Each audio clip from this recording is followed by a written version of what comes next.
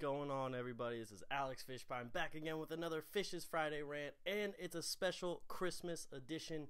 Merry Christmas, happy holidays to everyone out there from me and the rest of the basketball society.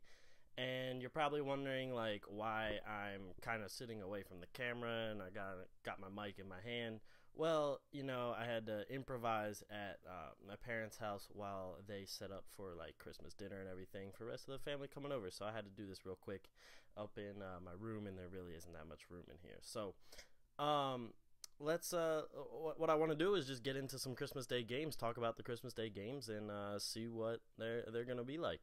So, as I'm recording, the Pelicans Heat game is on right now, but I have not watched any of the game because I've been helping set up, clean, and do things like that, open some presents and all that kind of stuff. So, I have no idea what's going on in that game. But I want to go through some stuff and give my predictions for these games as well. I mean, for this game, I think the Heat are going to take this one pretty easily.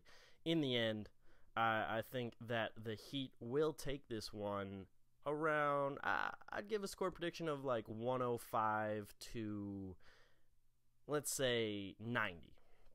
Obviously, the Pelicans have Anthony Davis, one MVP candidate that we've seen from last season and could be this season as well. But, you know, they've traded away Ish Smith to the Sixers, and he was one of their better point guards on the team so far this season. And it really looks like they're not really trying to compete that much this year. Their record isn't that great. They have had guys out on injury who are now back in like Drew Holiday, Tyreek Evans, those guys, but they are just really struggling to win some games and put together win streaks and everything.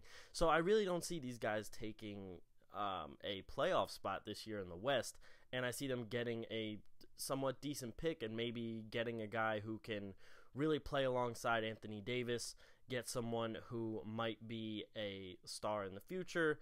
Maybe not a franchise player. I mean, you already got one in Anthony Davis, who is quite the franchise player, if you ask me. But they still have a long ways to go if they want to be taken serious as a contender. The Heat, on the other hand, have been looking pretty good so far this season. I love their pick in Justice Winslow. They still have Dwayne Wade, Chris Bosh. Dragic is still coming along. Obviously, they need a better version of him to really compete in the playoffs for the East. If you haven't read it already, you should check out the article on our website about the Heat needing the old Goran Dragic from his Phoenix days, written by the one and only Martin Soares. They definitely need that Goran Dragic to show up. He was a monster over there in Phoenix. He could think of things on the fly. I mean, he was running the offense on the fly, just putting up threes, knocking them down, getting everyone involved. They definitely need that version of Dragic back. Otherwise, their bench has been playing well with Winslow and Gerald Green, and their starters obviously have been playing well too. And Whiteside also a question mark for next season. I don't know if they're going to pay him or if they're going to try and find someone else to take his spot. So that is definitely something to look at and be on the lookout for. But Luol Deng has been playing solidly, as he always does, and it's always a fun team to watch. So, like I said, I think the Heat will take this one by a score of 105 to 90. Now, the 2:30 game, which should be a very interesting game, I'm looking forward to it, is the Bulls at the Thunder. Now, obviously, we see that the Bulls, they're really wishy-washy. We don't know what they're going to do, really. We all think, oh, the Bulls should win this game, and then they lose it by a lot, or they lose a game to a bad team at the very end of the game, and then they'll get a win here and there, and then they'll be like, okay, it's still the Bulls. They're getting their wins, but we don't know exactly how that's going to pan out. Meanwhile, you got the Thunder with Russell Westbrook, who has elevated his game somehow in the last season and a half, and then there's still Durant, who has come back with a vengeance from his little injury this season too. So these guys are on a tear. I mean, the Thunder are hot. I think the Thunder will take this game.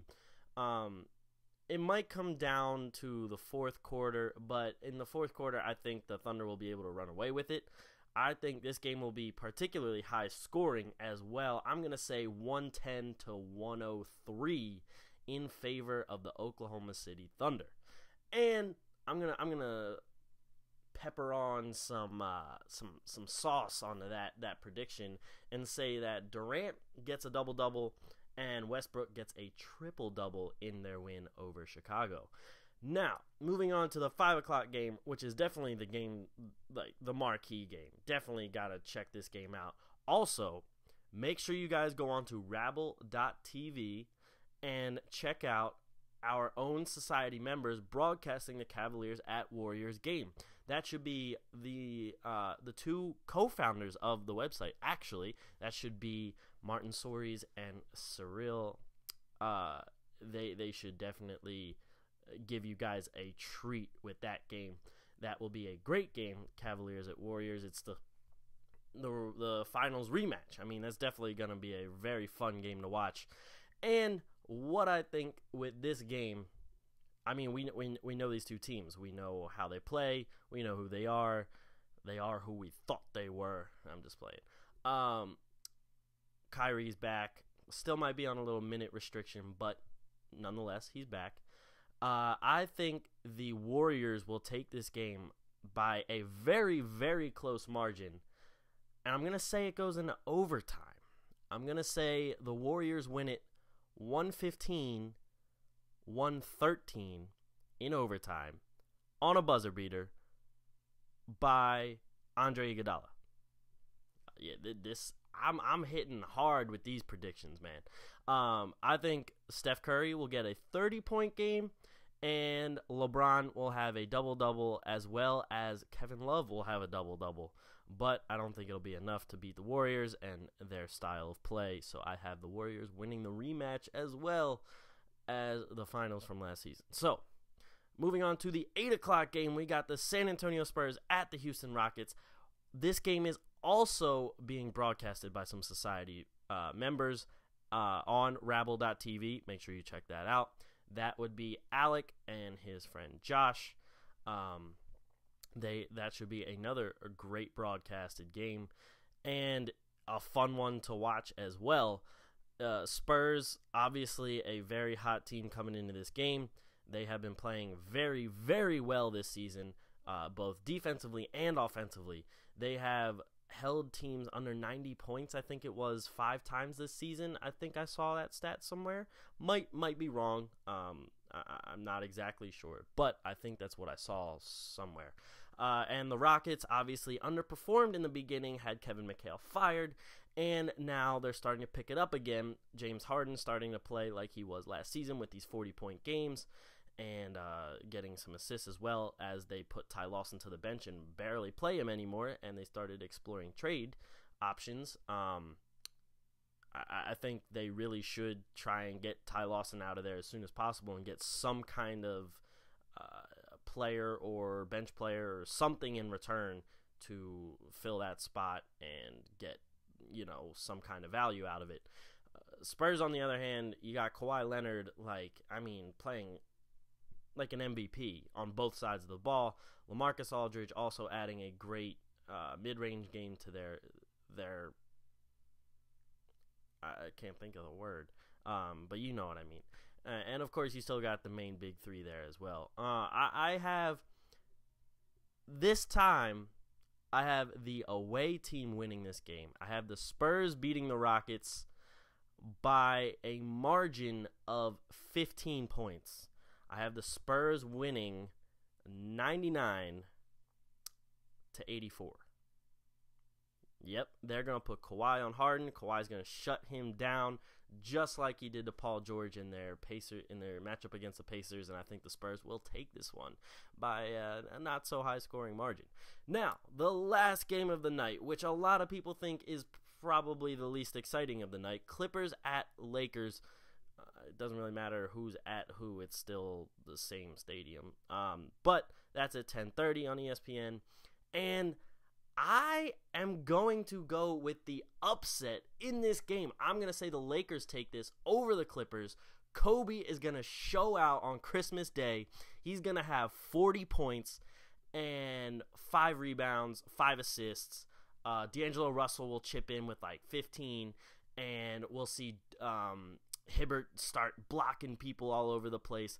And I think the Lakers are going to take this game. It's going to send the Clippers in a downward spiral, and everyone's going to be like, what is going on with the Clippers, even though a lot of people are already saying that. But people are going to start questioning them. They're going to question if they're going to blow up the team, and it's going to be pretty funny to see the Lakers win, and awesome to see Kobe go out on his last Christmas Day game with a bang. But that is my prediction for Lakers Clippers. So that should also be, I think it'll still be a fun game to watch. I'm definitely going to tune in. It's definitely a late night game. I'm not going to be doing anything anyway because all the family's going to leave by then. I'm going to go home, go to sleep, all that kind of stuff. So I will be tuning into that game. And that should be a fun one to watch. I hope you're watching, Kobe, because I want you to go off.